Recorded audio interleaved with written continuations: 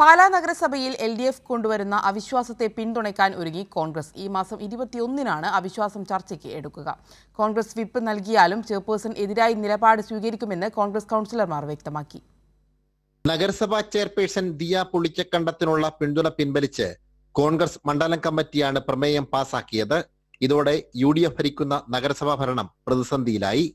പിന്നാലെ LDF അവിശ്വാസത്തിന് notice നൽകി. അവിശ്വാസം ഈ മാസം 21-നാണ് പരിഗണിക്കുക. ഈ ഘട്ടത്തിൽ അവിശ്വാസത്തെ പിന്തുണയ്ക്കുമെന്ന് കോൺഗ്രസ് കൗൺസിലർ വിജു മാത്യൂസ് പറഞ്ഞു. തീർച്ചയായിട്ടും ഞങ്ങൾ അതിനു മുമ്പ് തന്നെ അവിശ്വാസം രേഖപ്പെടുത്തി കഴിഞ്ഞു. ഞങ്ങൾ കോൺഗ്രസിന്റെ കൗൺസിലേഴ്സ് സ്വതന്ത്ര കൗൺസിലറെ മായരാക്കൂല, അവിശ്വാസം രേഖപ്പെടുത്തി കഴിഞ്ഞതാണ്. അത് ഞങ്ങൾ പൊതുജനങ്ങളോട് വിളിച്ചു പറഞ്ഞു കഴിഞ്ഞതാണ്. ഞങ്ങൾക്ക് ഒരു ഉറപ്പുണ്ട്, ഞങ്ങളുടെ പാർട്ടിക്ക് കോൺഗ്രസ് പാർട്ടിക്ക് ഞങ്ങളെ നല്ല വിശ്വാസമാണ്. ഒരു കാരണവശാലും പാലായിലെ കോൺഗ്രസ് ഒന്നടങ്കം ഒരുമിച്ച് നിന്നുകൊണ്ട് ഇവരുടെ പിന്തുണ, അതായത് ഇവിടുത്തെ സ്വതന്ത്ര മുന്നണിക്കുള്ള പിന്തുണ പിൻവലിച്ചതാണ്. അതുകൊണ്ട് തന്നെ പാർട്ടി ഒരു കാരണവശാലും കോൺഗ്രസ് പാർട്ടി ഞങ്ങളെ തള്ളിക്കളയില്ല, ഞങ്ങളെ വിശ്വാസത്തിൽ എടുത്തിട്ടുണ്ട് എന്ന് ഉറപ്പാണ്.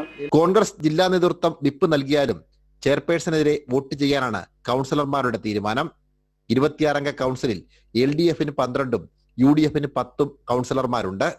പുളിക്കക്കണ്ടം കുടുംബത്തിലെ 3 പേരുടെ ഉൾപ്പെടെ 4 സ്വതന്ത്രരുടെ പിന്തുണയോടെയാണ് UDF നഗരസഭാ ഭരണം പിടിച്ചത്. 5 അംഗങ്ങളുള്ള കോൺഗ്രസ് അവിശ്വാസത്തെ പിന്തുണച്ചാൽ UDF-ന് നഗരസഭയിൽ ഭരണം നഷ്ടമാവും. LDF-ന്റെ അവിശ്വാസം ചർച്ച ചെയ്യാനിരിക്കെ 21-ന് ശേഷം ചെയർപേഴ്സന്റെ ഈ വാഹനത്തിൽ ആര് സഞ്ചരിക്കുമെന്ന് കാത്തിരുന്നു കാണാം. സംജിത് ആർപ്പൂക്കരയ്ക്കൊപ്പം സനോജ് സുരേന്ദ്രൻ, കൈരളി ന്യൂസ്, കോട്ടയം.